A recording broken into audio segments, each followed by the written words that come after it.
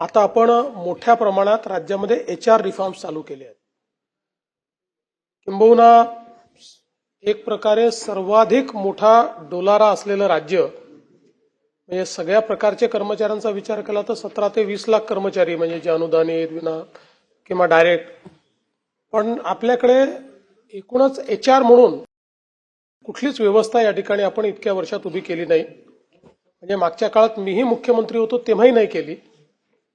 आणि हे आता आम्हाला असं जाणवलं की आपल्याला जोपर्यंत HR रिफॉर्म्स आपण करणार नाही, एखादा कर्मचारी लागल्यापासनं तो कर्मचारी निवृत्त होतपर्यंत त्याच्या बढत्या, त्याच्यावर एखादी शिक्षा आली तर शिक्षा, त्याचं पेन्शन वेळेवर मिळणं, या सगळ्या गोष्टी या ऑटो पायलट मोडवर गेल्या पाहिजेत. या दृष्टीनं म्हणजे असं मला या ठिकाणी सांगितलं पाहिजे की एक साधारणपणे आम्ही ज्यावेळेस आढावा घेतला त्यावेळेस असं लक्षात आलं की वेगवेगळ्या कारणाने हजारो कर्मचाऱ्यांचे प्रमोशन्सच झालेले नाहीत. 7-7, 8-8, 10-10 वर्ष प्रमोशन्स होत नाहीत आपल्याकडे.